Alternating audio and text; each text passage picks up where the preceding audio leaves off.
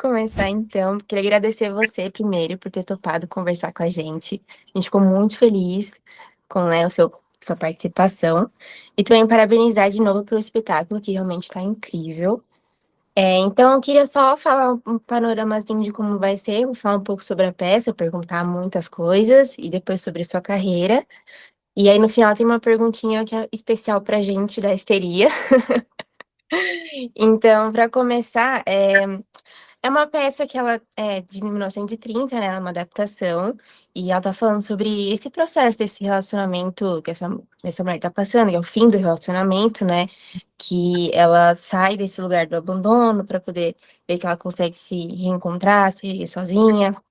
E acho que também o interessante é que fala muito da tecnologia como essa mediadora das relações humanas, né, porque ela tá assim, tudo do telefone, na peça também, a primeira original também é um telefone que ela tá falando. E aí eu queria saber de você, como que esse projeto chegou para você, esse roteiro, quais foram suas primeiras impressões, primeiros pensamentos sobre isso? Bom, queria agradecer mais uma vez a presença de vocês no espetáculo. Esse texto ele veio de um encontro meu com o diretor do espetáculo, né, o José Fernando Peixoto de Azevedo. Foi meu professor na Escola de Arte Dramática da USP.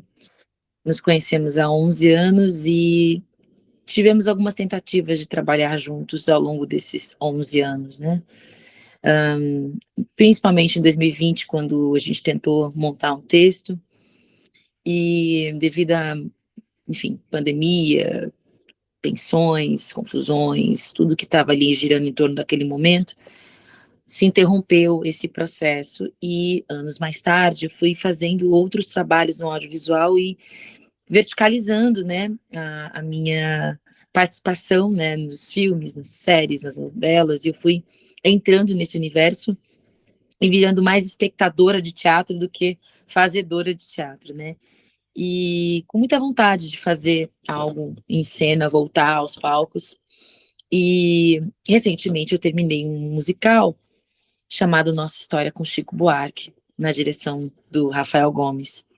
E desde essa última temporada que fizemos, né, ano passado, eu fiquei com uma vontade de fazer mais coisas no teatro, de voltar para o meu objetivo comum, meu desejo primordial de quando me tornei atriz, que era de conciliar as linguagens ao máximo, conciliar o streaming com a, a TV, com o teatro, né? Poder transitar, e o cinema propriamente dito, né? Transitar o máximo possível das obras, das linguagens, das possibilidades. Então, eu fiquei com esse pensamento, né, desde o ano passado. Realizei alguns trabalhos no audiovisual, eu fiz recentemente, pensando numa linha do tempo, né? Ano passado eu terminei a temporada do musical e já emendei na quinta temporada de Arcanjo Renegado, da Globoplay. Na sequência, eu rodei na Bahia um longa-metragem do José Eduardo Belmonte, chamado Justino, que vai estrear em breve. Na sequência, eu emendei numa série que é uma surpresa, que eu ainda não contei para ninguém o que vai ser, onde vai ser, e minha participação, mas é uma série intensa, grande, que eu fiz desde o ano passado, dezembro, e terminamos agora em março. Então foram 4 meses de trabalho. E quando eu terminei, eu pensei, acho que talvez seja o momento de conciliar e viver algo no teatro. E essa conversa se retomou com o Zé. Eu falei desse desejo, ele pensou também possibilidades, a gente tinha pensado em outras possibilidades de editais, de patrocínios, de possibilidades. E aí as circunstâncias todas nos levaram a pensar em algo que fosse concentrado no desejo de trabalharmos juntos. Então veio a possibilidade de ser um monólogo. O que para mim sempre foi muito bonito, nobre a missão de fazer um monólogo, mas muito desafiadora, assim, a coisa, né? Porque você está ali com um contato muito mais direto com o público e principalmente sendo o agente principal daquele momento, né? As pessoas estão vidradas, né, acompanhando você como ator, é um desafio. Acho que para todo ator, assim. Mas não é como se a gente não gostasse de desafios, né? Principalmente eu que venho desse desejo de ficar mais frente aos meus projetos, ocupar de outras formas a minha identidade artística, compartilhar, interagir mais com esse público, formar um público, porque eu acho que as pessoas não falam muito sobre isso, né? Quando o ator começa a fazer uma obra, seja ela uma novela, uma série, um filme, uma peça, ele está construindo uma relação com o público. E eu senti a falta de uma construção mais próxima de um público com o meu trabalho. Não queria e nunca quis ser só a menina da série tal ou a menina da novela. Eu trabalho insistentemente, para poder criar uma linguagem, uma identidade e proximidade com o público. Então, trocando essa ideia com ele, a gente chegou na possibilidade de sim, vamos fazer um monólogo. Quando ele me apresentou o texto do Jean Cocteau, eu já tinha lido há uns, sei lá, né, na faculdade de artes cênicas, eu tinha lido esse texto. E quando eu reli, eu confesso para vocês que eu tive um pouco de resistência com o teor da construção da personagem. É uma personagem que, nas rubricas, em toda a premissa da história, ela está vivendo um momento de sofrimento. É um sofrimento cíclico, estar ali falando o tempo todo no telefone e saindo, tentando sair deste vínculo, né? Tanto que quando a gente foi fazendo o processo, a gente foi entendendo que para a gente sair da cena do abandono, a gente precisa passar por fases, por ciclos, por momentos. E esses momentos são ali colocados também na montagem, né? Quase como se a gente estivesse dividindo o momento emotivo ali, emocional daquela personagem em capítulos. E eles aparecem, né? As palavras aparecem, o nome dos capítulos, vamos dizer assim, aparecem na montagem, né? A gente foi entendendo quem é essa mulher, entendendo principalmente as nuances que nós poderíamos dar a essa mulher, se tratando hoje de ser um texto feito em 2026, feito por uma artista, por uma mulher preta, e quais seriam as camadas e as possibilidades de contar essa história, porque é um clássico, e a gente tem uma possibilidade de fazer com o clássico uma leitura nova do seu tempo. Então, acho que esses foram os primeiros pensamentos, assim, para construir a montagem. Realmente muito interessante para mim, vocês conseguiram. Eu lembro que eu estava até tensa, segurando meu dedo com os momentos de tensão que você tinha, eu estava junto com você. Você falou sobre o monólogo, isso foi realmente algo que me chamou muita atenção. Claro que a gente sabe que é o monólogo, mas como você está no telefone o tempo todo, acho que é natural, e é a magia do teatro, a gente acabar imaginando todo o cenário, toda a outra pessoa que você está conversando. Então, você responde, eu pensava, nossa, o que que ele perguntou? Acho que ele perguntou isso. Aí já imagino a pessoa na casa dela, enfim. Mas no final das contas é tudo você, você ali sozinha, você com a sua própria deixa. E você falou que é um desafio o monólogo, mas para um artista isso também acho que é um desafio bom, né? Que acaba construindo. Mas você sente que existe esse senso de liberdade, porque é você conduzindo sozinha o público, a atenção do público. Então, você sente que você consegue fluir mais na leitura ou na sua fala do que ter algum parceiro ali tendo já a sua deixa? Como que foi para você isso? Como atriz mesmo, construção, né? Você sabe que é um lugar, assim, que do desafio você tem também os deleites, né? As coisas legais que acabam nascendo durante os ensaios, né? Eu sinto que cada sessão é diferente uma da outra, porque esse texto chega para mim de maneiras diferentes toda vez que eu falo, né? Por mais que a gente tenha ali um respeito ao texto na sua íntegra, ou parte da íntegra, né? Porque, sim, fizemos adaptações para contar sobre essa história em 2026, né? Em 1930, esse texto tinha uma secretária eletrônica, tinha uma telefonista, tinha interrupções de linha cruzada, então tinha coisas que aconteciam dizendo respeito àquela época do telefone nos anos 30, que a gente teve que adaptar para 2026. Então, já não é o mesmo texto igual, 100% literal. Mas ele é um texto que estabelece, sim, esse relacionamento que acontece e desaparece em uma chamada telefônica, né? Então, a gente está vendo que 90 e tantos anos depois, a gente continua terminando relações por telefone, por mensagem, por áudio, por silêncios. Então, eu vou experimentando a cada sessão aonde essa escuta se dá, aonde esse silêncio se dá, aonde há também um expurgo, porque eu acho que eu considero, né, que nessa nossa montagem a personagem não tenta apenas convencer alguém a ficar, né? Ao invés de a gente estar falando e ouvindo a própria voz, né, depois de tanto tempo vivendo em função de uma pessoa. Então, o cair em si, o se perceber na dificuldade de se sentir abandonada, preterida, ou seja lá qual sentimento essa mulher esteja vivendo ali, se trata de uma escuta nova. E a cada sessão, eu tento afinar cada vez mais a minha escuta, para que, por mais que as pessoas não estejam ouvindo a voz humana que está no outro lado da chamada, elas possam me ouvir. Eu vi a personagem, né, vivendo, concatenando a própria ideia e se ouvindo, né?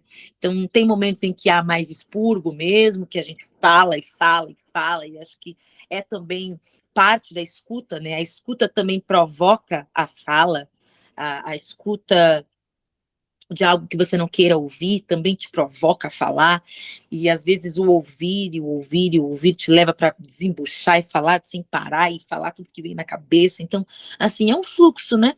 E acho que cada sessão me dá também essa sensação de liberdade, de poder dizer as mesmas coisas de maneiras diferentes, ouvir, responder de um jeito diferente. Acho que eu tenho, como artista, eu tenho experimentado muito, assim, e isso para mim é muito prazeroso. Talvez se eu tivesse com um parceiro em cena, eu teria que estar mais afinada com ele para manter esse frescor e manter essa possibilidade de jogo, né? Isso é muito interessante mesmo. E assim, na peça, como você acabou de falar, você experimenta a cada sessão e tal. E você literalmente faz de tudo, né? Você corre, você dança, você canta. E assim, você tá dançando e depois você já vai cantar e a sua voz sai uma coisa absurda. Como que é a sua preparação para isso? Como que é você antes do espetáculo, você depois do espetáculo? E fora que, como você disse, né, não é só o teatro que está acontecendo ali, você tem câmera, você tem um audiovisual, você tem música. Então, como que foi a preparação para tudo isso e ainda conseguir ter esse respeito com a plateia de conseguir passar coisas diferentes em cada sessão? Olha, assim, né? Foi uma preparação intensa, corporal, mas que eu achava muito importante, né? A princípio a gente não tinha ali dentro da nossa possibilidade de montar esse texto pensado numa preparação corporal. Eu pedi ao Zé Fernando, sugeri que nós estivéssemos sim com uma preparadora, um preparador corporal, porque para mim é impossível ter essa fisicalidade amortecida para contar uma história com tanta intensidade. Então, para mim era muito importante ter uma preparação corporal, né? Então, eu encontrei, né, uma indicação muito bonita de um outro preparador corporal, a Gisele Calazans, e a Gisele faz a nossa preparação corporal nessa montagem. A Gisele vem da dança, ela é do estúdio Nova Dança, aqui de São Paulo, e eu tive uma troca muito bonita, porque ela me instaurou também como que esse corpo consegue deslizar em tantas linguagens no mesmo momento, durante uma hora. Como que é deslizar entre o espaço, criar essas estações que o espaço sugere para a gente. Então, tem aquele momento da porta, tem o momento lá fora, tem o momento do sofá, o momento da câmera, da mesa. Então, a gente foi a cada ensaio instaurando mesmo quais seriam os ambientes onde essa fisicalidade ia aparecer e como que ela poderia aparecer. O mais barato, né, o mais legal da coisa foi criar a cada sessão a passagem de uma estação para outra, né? Como que eu iria me deslocar da porta para a mesa, como que, de que forma essas coisas se davam a fim de construir um novo sentido para essas camadas que a gente apresenta na montagem, né? Então, tem a camada da história propriamente dita, que está no texto, mas tem essa atriz que está contando essa história.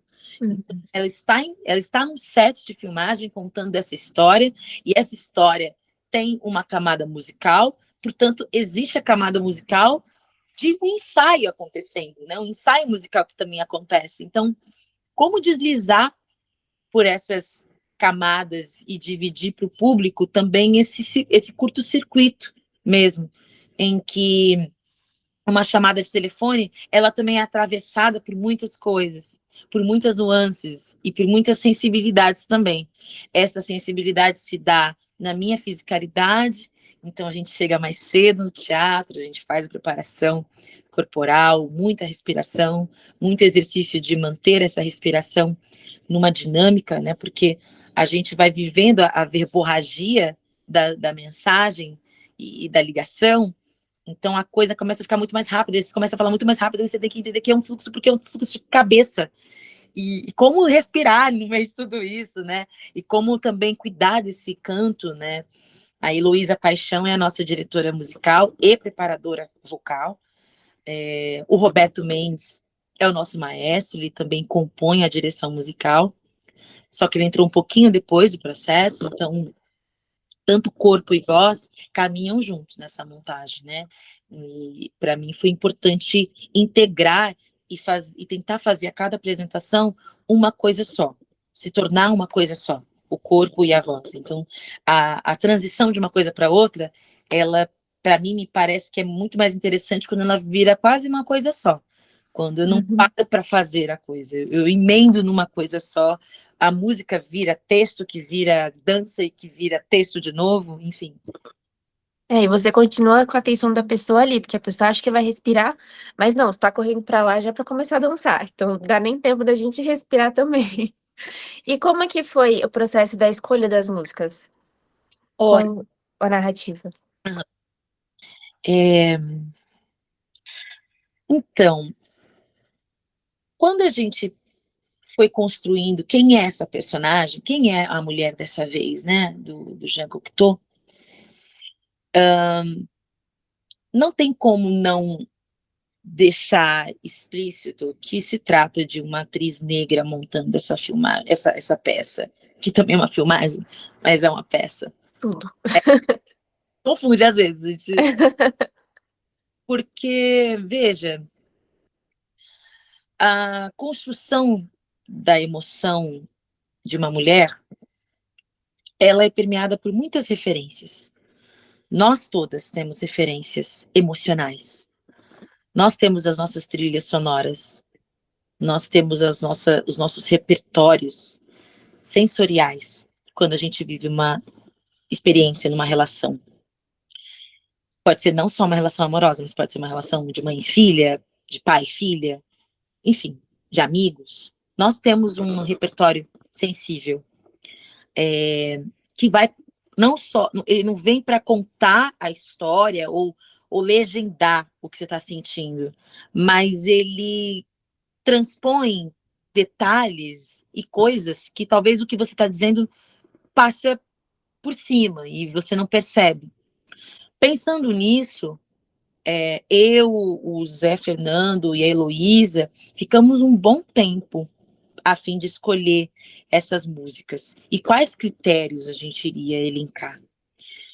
O critério que se venceu, né, é o critério de vamos construir um repertório emocional para essa personagem. Se essa personagem é uma artista negra de 30 anos, tal qual a atriz que faz essa personagem, qual é o repertório emocional que a gente pode colocar? Então a gente foi atrás das canções, das músicas mais assim que contam e que nos mobilizam emocionalmente. Então, que não necessariamente são da minha época. né? Tem coisas que são, tem coisas que não são, tem coisas que são de quando eu era criança, por exemplo, Alanis Morissette, essa música de abertura da peça, You Oughta Know, é de 96. Eu nasci em 96. Então, tipo, era um lugar onde era importante construir um repertório musical, um repertório emocional para essa personagem, através da música.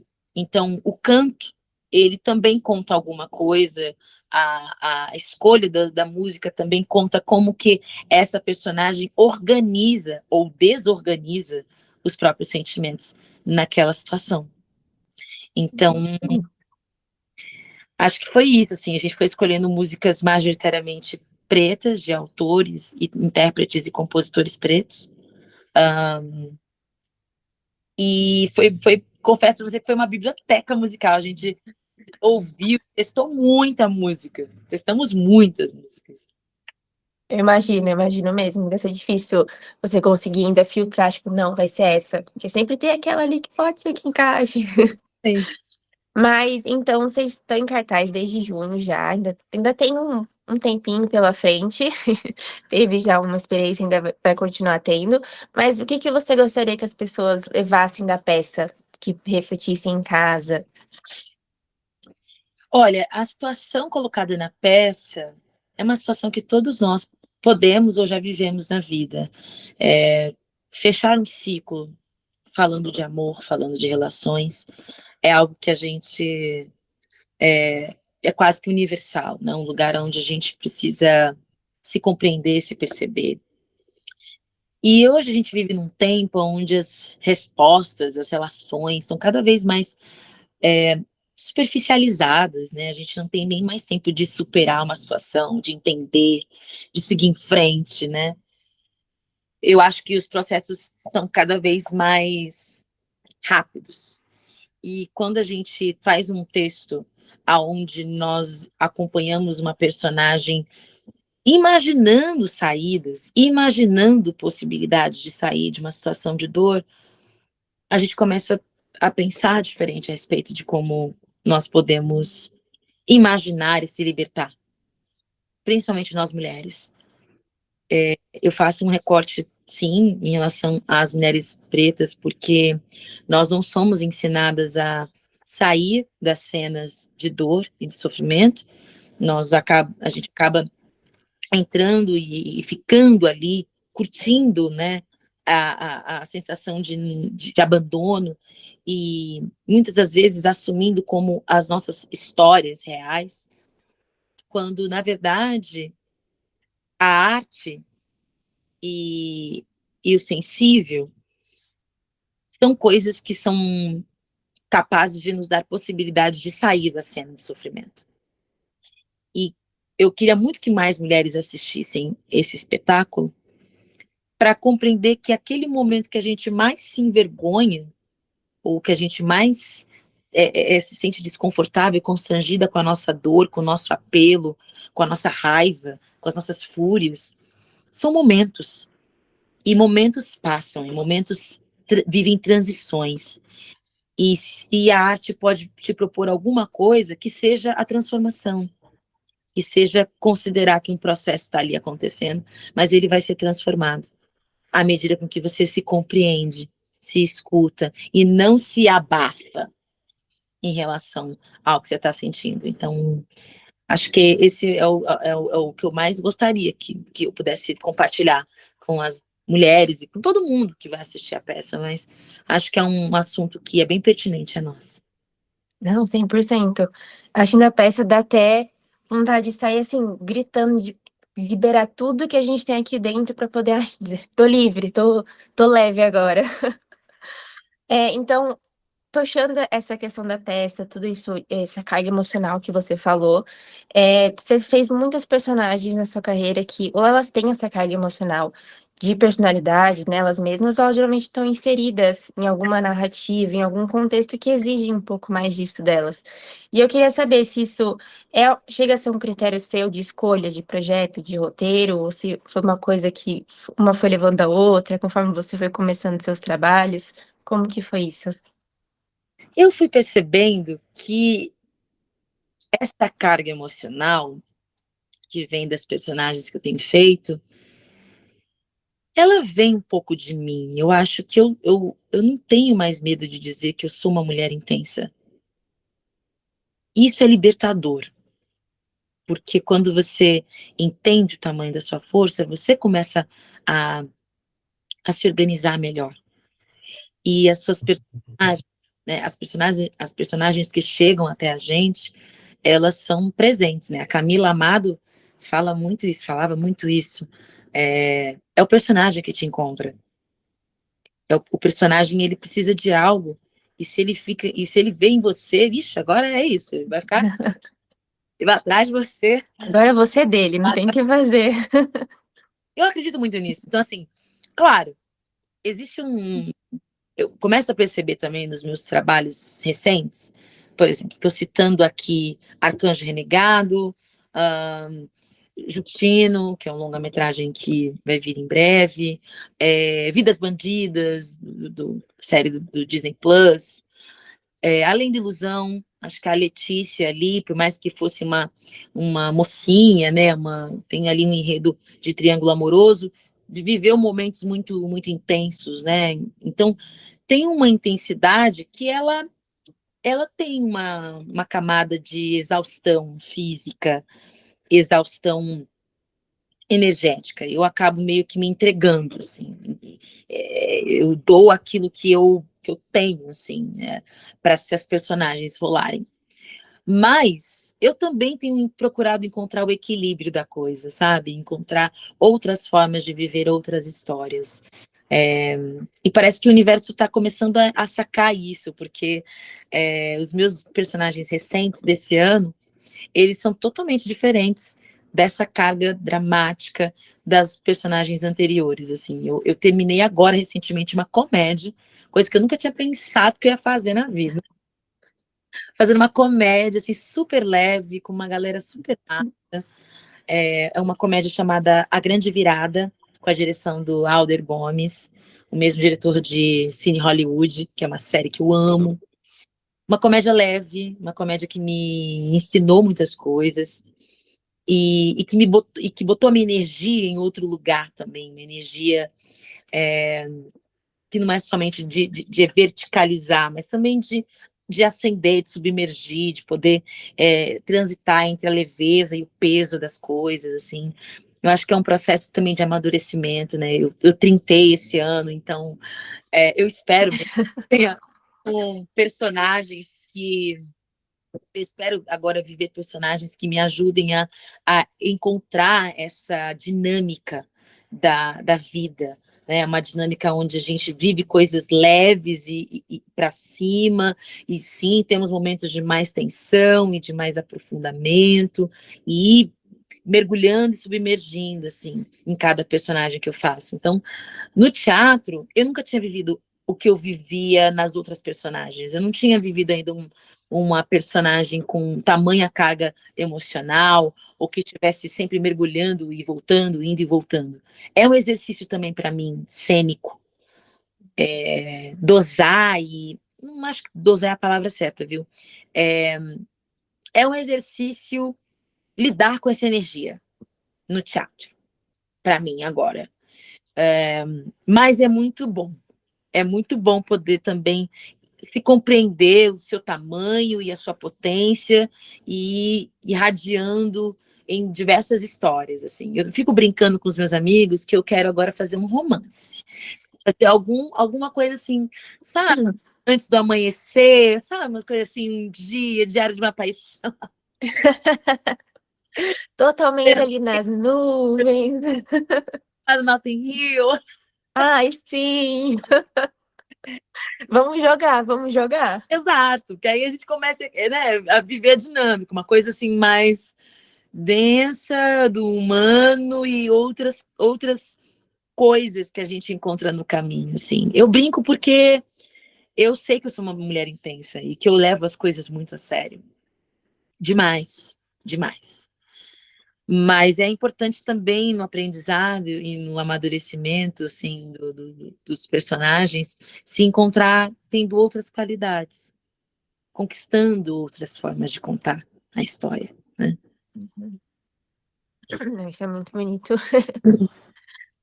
E claro que você falou que você acaba se colocando em todos os personagens, não tem como, né?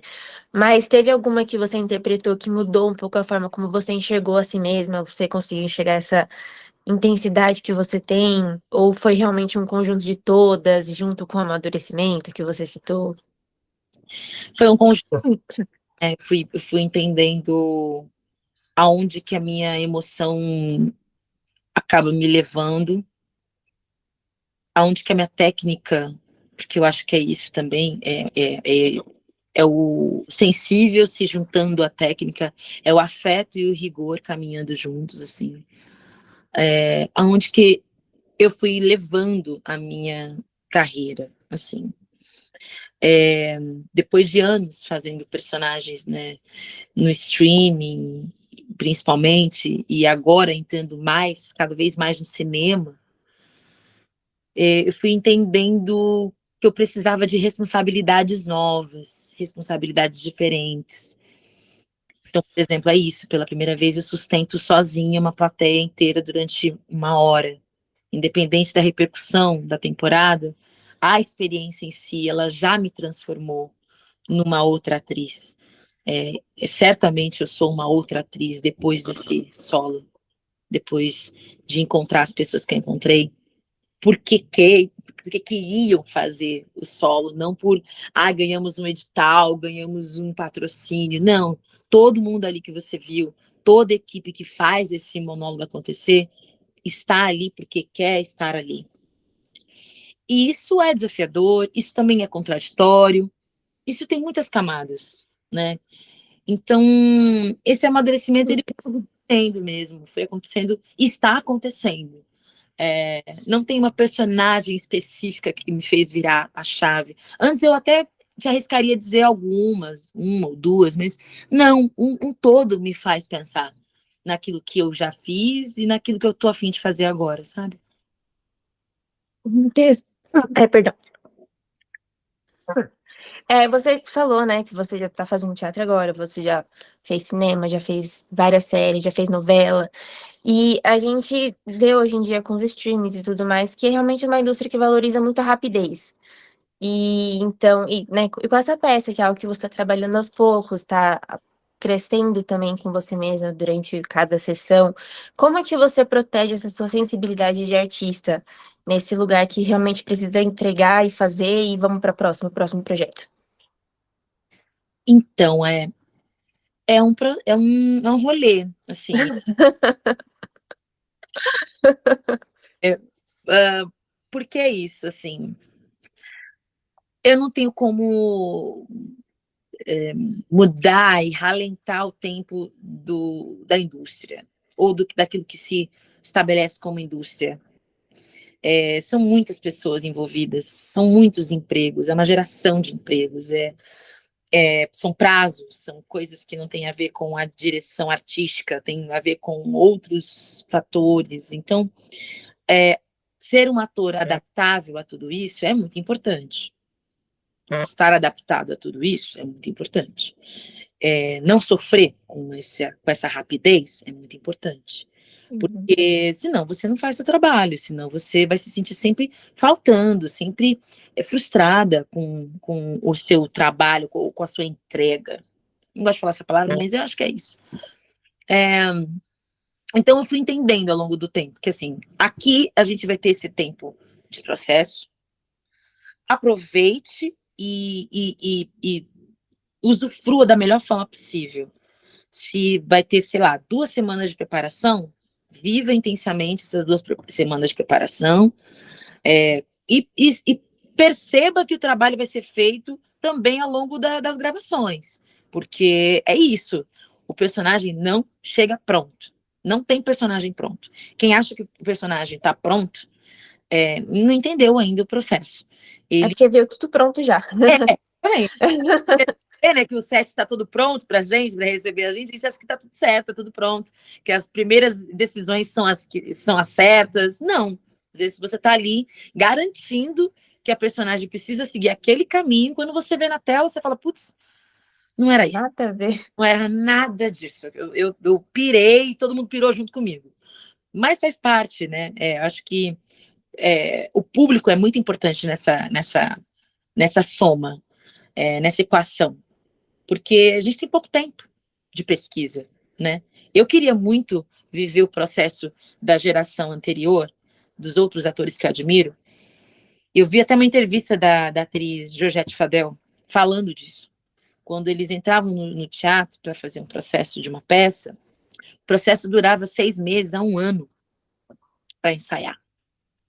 A gente está falando de um teatro de grupo, e ela falando mais propriamente ali, meados dos anos 90, um pouco dos anos 2000, completamente diferente de 2026, onde todo mundo, inclusive esses grupos, também acabam sendo influenciados pela essa rapidez, e hoje a gente tem sim um processo de um monólogo como esse, sendo feito em 2, 4 meses. 4 meses já é muito. Uhum. Tempo demais perto do tempo que se tem hoje para fazer um trabalho acontecer. Isso é resultado de um sistema, de um grande organismo que a gente não tem controle. Todas as coisas se aceleraram. Então, quando eu vou para o set, eu tenho que ter essa consciência de que o tempo que eu tiver de preparo, eu vou me dedicar e vou me entregar a ele. Se eu vou ter mais ou menos, isso é na sorte do projeto. Tem projeto que eu tenho mais tempo de ensaio, ou seja, eu posso entregar uma qualidade X, tem tempo de processo que é curto, e aí eu tenho que dobrar a minha energia para entregar uma qualidade X, e por aí vai. Então, nesse sentido, eu sou muito adaptável. Ao mesmo tempo que tem sido muito bom ter tido, desde o começo do ano, essa conversa com o Zé a respeito da peça, e ir assimilando o texto, tendo um tempo até chegar na sala de ensaio, sair de um ensaio com absolutamente nada na mão, e deixando a coisa nascer, nascer, nascer, e quando você vê 2 semanas, você está com o processo pronto, com a peça pronta, sem você perceber que aquilo começou desde lá atrás. Então, eu acho que isso faz parte mesmo de uma construção dos artistas de hoje. A gente tem que ter essa noção de que o tempo, ele precisa estar a nosso favor, mesmo quando ele é curto. Sim. Mas é bom que você tem agora, como você teve essa experiência com o monólogo, né, que você pôde experimentar um pouco mais, é bom ter esse equilíbrio, de certa forma, né? E já que você falou das suas influências, eu queria perguntar, eu vi uma entrevista sua falando que, para Letícia, né, da novela, você realmente quase não conseguiu muito estudo, porque não tem registro de atrizes que você poderia pegar influência e tudo mais. Mas eu queria saber, assim, de você, criança, para começando sua carreira, quais foram as suas influências, artistas, enfim. E hoje também, quem que você normalmente se apoia ou tá admirando no momento? Eu adoro falar de referência. Eu amo. Sou aquela pessoa do rolê que eu falo. Ai, você lembra aquele filme que era aquela cena, tipo, a pessoa. Hã? Eu adoro trocar. Você é a histérica do rolê e tá tudo certo. E das histéricas. Cara, então, ela vai se transformando ao longo dos anos, né? Ali em Além da Ilusão, eu queria ter tido mais referências de atrizes negras ou de personagens, professoras negras dos anos 40. Foi uma pesquisa que eu tive e que eu não encontrei tudo que eu queria ter encontrado. E aí a missão era, tá, então se você não encontrou, você vai criar essa mulher, né? E também a gente acaba tendo essas missões ao longo do rolê. É, eu acredito hoje que não é justo eu dizer que não existiram atrizes negras que ocuparam lugares importantes na história do Brasil, assim. Eu não acredito nessa síndrome pioneira, porque eu não me via na TV. Eu tenho uma sensibilidade de entender que eram poucas, mas que elas estavam lá e que elas não podem ser invisibilizadas ou apagadas, né? Então, eu digo muito falo muito da carreira da atriz Ruth de Souza, porque a Ruth teve um processo muito bonito de formar um teatro, referência no país, né, o Teatro Experimental do Negro. Nós nunca tivemos o tamanho da dimensão do que foi fazer aquele movimento nos anos 40, nos anos 50. Então, ela estava lá, ela é uma referência maior para mim. Aí, quando você começa a ir atrás de outras atrizes negras, você começa a encontrar várias outras referências brasileiras, né? Estou falando de pessoas que fizeram suas carreiras no teatro, que fizeram suas carreiras nas novelas, né, na TV. Então, todas essas grandes estrelas que você conhece, eu também admiro e eu também acompanho. O que fui fazendo ao longo dos anos foi tentar sincar e sincronizar quem eram as atrizes que eu acho que eu mais falaria, cara, sei lá, eu faria um filme seu. Então, eu faria muito um filme, sei lá, da.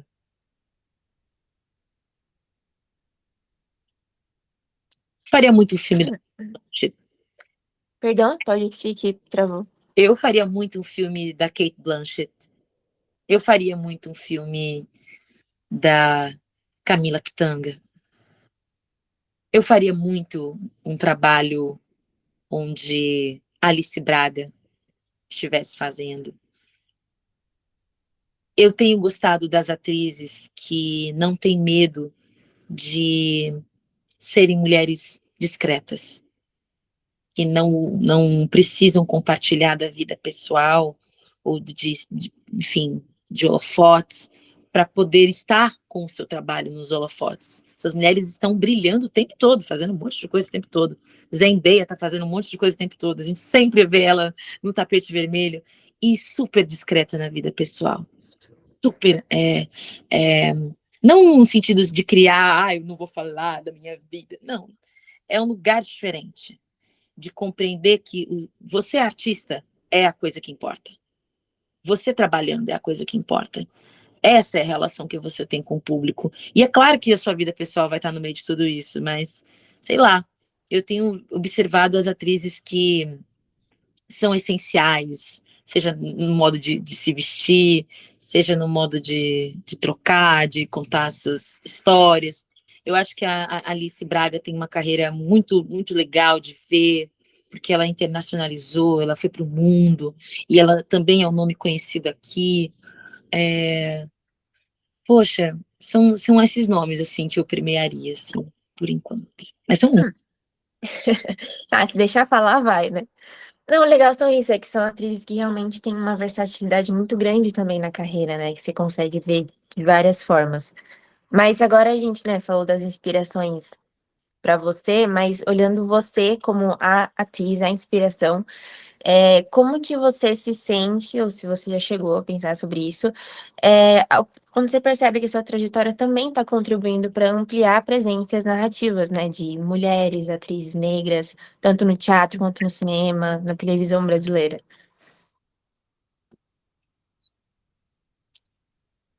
Eu fico muito feliz quando alguém fala isso para mim, assim, porque é ainda uma construção, né? A gente não, eu não me construo para ser uma referência, porque eu sinto que a referência, ela, eu quero poder experimentar mais coisas e poder trabalhar mais para poder ser de fato uma referência. Mas eu considero que o fato de eu não ter desistido de ser atriz nas minhas maiores dificuldades da carreira, se isso pode inspirar outras meninas, outras atrizes pretas, outras atrizes brancas também, não importa, eu já estou fazendo o trabalho acontecer. Eu já estou me sentindo orgulhosa, porque é muito fácil a gente olhar para o caminho e a dificuldade do caminho e dizer, não vou fazer mais isso. Para mim deu. Então, toda vez que eu falo, nossa, eu não falei isso, nossa, eu não quero falar isso, nossa, eu estou fazendo apesar de, aí eu vejo que eu estou contribuindo como cidadã, como uma mulher, para outras pessoas continuarem fazendo, sabe? Acho que isso, para mim, é o que importa. Então, e você falou no começo que você está com muitos projetos ainda, alguns que você não pode nem comentar no momento. Mas, então, olhando hoje, você tem alguma palavra que você resumiria o que você está vivendo, a sua experiência agora? Ou... Hum, nossa, essa é difícil. Resume muita coisa, né? Pois é.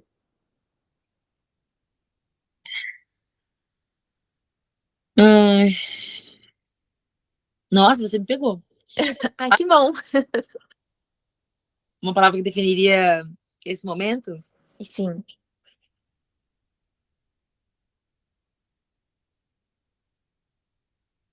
Será que se eu disser amadurecimento fica muito pretensioso? acho que não. Pô, porque eu não vejo outra palavra que possa dizer as sensações que eu estou vivendo. Uma sensação de estar transitando, sabe, transitar entre um tipo de trabalho que me chamavam e agora outros personagens que me chamam, outras oportunidades, um lugar onde eu tenho sido mais pensada como protagonista de trabalhos. Isso é uma transição, isso está acontecendo agora. É uma transição também de me perceber no mundo, de me perceber mulher, sabe? Meu cachorro vai latir, mas tá tudo bem. É, sabe? Acho que é um momento de transição, mas transição porque estou amadurecendo. Eu acho que eu definiria assim. Eu acho uma ótima definição. Eu tô chegando ainda nos 30, ainda falta um pouquinho, mas eu penso isso também. Acho que amadurecimento a gente consegue definir tanta coisa e separar coisas e saber onde que a gente se encaixa melhor, facilita muito a nossa vida, eu acho. Então, para finalizar, agora é um presentinho para a histeria que a gente queria. Porque, assim, como você sabe, né, o nome da revista é Revisteria, e a gente escolheu esse nome porque é um nome que justamente foi, durante a história, foi muito atrelado a algo negativo, sempre às mulheres. Ah, ela é histérica, ela é louca. E principalmente quando a gente tá falando sobre a mulher fã de alguma coisa. Fã ou que gosta de alguma coisa, ou que tá obcecada por alguma coisa no bom sentido. Então a gente está tentando ressignificar a palavra para mostrar que é o amor, né, de fã, a dedicação que a gente tem para o que a gente gosta, ou que a gente está realmente só gostando muito no momento. Então a gente queria saber de você, o que que tá te deixando histérica no momento, qual o motivo da sua histeria atual? Eu tô sendo histérica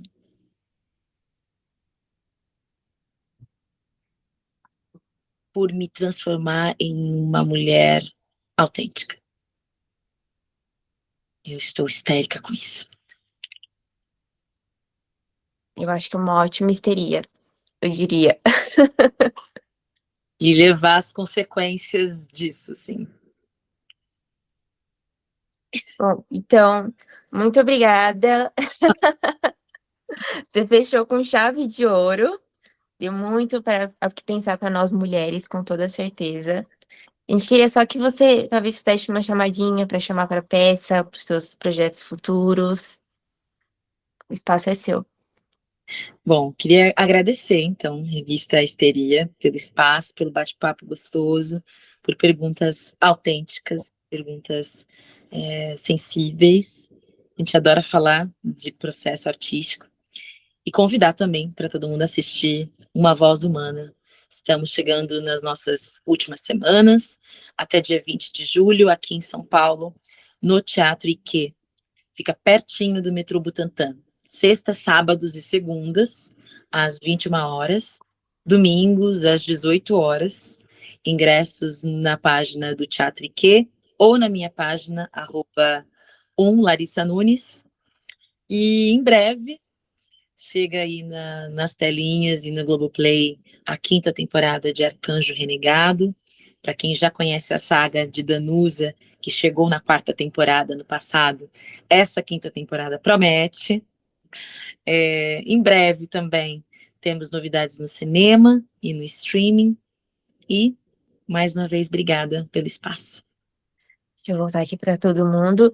Larissa, a gente agradece demais a sua presença. Foi realmente uma conversa muito legal, muito divertida. Espero que a gente tenha outros encontros em peças, em outros momentos também da vida. E é isso, muito obrigada mesmo. E Obrigada, todo o sucesso do mundo na sua carreira, com toda certeza. obrigada para vocês também. Muito obrigada pelo espaço. Obrigada.